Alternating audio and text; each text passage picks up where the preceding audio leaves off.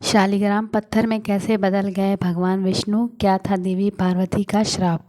सनातन परंपरा में भगवान शालिग्राम की पूजा का खास महत्व है। धार्मिक ग्रंथों के अनुसार शालिग्राम ही जगत के पालनहार श्री हरि विष्णु विग्रह रूप है। ये काले रंग के गोल चिकने पत्थर के स्वरूप में होते हैं। इन्हीं के साथ तुलसी जी का विवाह हुआ है। सनातन परंपरा को मानने वाले ज़्यादातर लोगों को पूजा स्थान पर शालिग्राम जी स्थापित होते हैं। मान्यता है कि जिन घरों में नियमित पूर्वक शालिग्राम की पूजा की जाती है वहाँ पे भगवान विष्णु की कृपा बनी रहती है। इन्हें घर में रखकर नियमित रूप से पूजा करने से कई तरीके की परेशानियों से निजात मिलती है, साथ ही सुख समृद्धि आती है।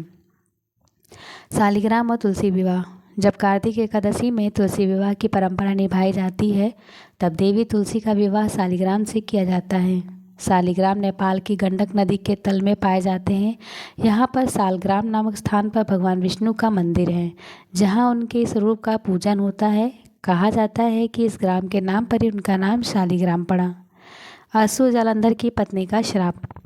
भगवान विष्णु के शालिग्राम विग्रह को लेकर कथा आती है कि उन्हें असुर जालंधर की पत्नी वृंदा ने श्राप दिया था कि उनका स्वरूप पत्थर का हो जाए। असल में जालंधर राक्षस पर वृंदा के सात्विक का प्रभाव था।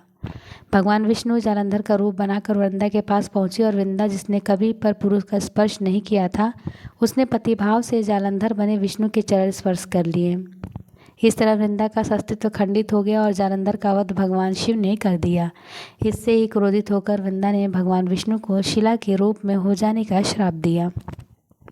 देवी पार्वती ने भी दिया था श्राप, लेकिन यह कहानी सिर्फ इतनी भर नहीं है। असल में भगवान विष्णु का श्राप पहले देवी पार्वती को मिला था।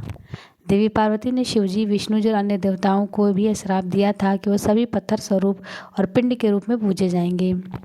इसी श्राप के कारण भगवान विष्णु से वृंदा से श्राप मिला था। स्कंद में इसका कथा का वर्णन मिलता है।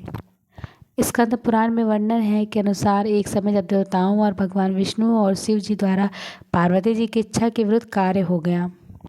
इससे उन्होंने देवताओं को मृत्युलोक में प्रस्तुत प्रतिमा होने का श्राप दिया। उसी समय उन्होंने भगवान विष्णु से कहा कि आप भी मृत्युलोक शिलारूप होंगे और शिवजी और ब्राह्मणों के श्राप से लिंगाकार प्रशस्त प्राप्त होगा। तब भगवान विष्णु ने पार्वती जी को प्रणाम करके कहा, हे महादेवी, आप सदैव महादेव जी की प्रिया हैं, संपूर्ण भूतों की जननी हैं और आपको नमस्कार है। उन्होंने देवी पार्वती से पूछा कि उन्हें कैसा स्वरूप मिलेगा। तब देवी पार्वती ने कहा, आप गंडकी नदी में पाए जाने वाले शालग्राम पत्थर बन जाएंगे। शालग्राम स्वरूप में आए संपूर्ण सामर्थ्य से युक्त होकर योगियों को भी मोक्ष देने वाला होगा। शालग्राम शिला में व्याप्त हुए आपका जो मनुष्य पूजन करेगा उसे भक्तों को अपने मनोवांछित सिद्धि प्राप्त करेंगे। गोलाकार तेजमय शरीर, अपूर्ण शोभायुक्त जनार्दन, आप शिला रूप में रहकर भी योगेश्वरी को मोक्ष देने वाले होंगे। खासकर चातुर्मास यम में सब भक्तों कामना पूर्ण करने वाले होंगे। ब्रह्मा जी की प्यारी पुत्री को गंडकी नामक वाली नदी है, वह महान जलादिशों भरी हुई है और परम पुण्यदायिनी है।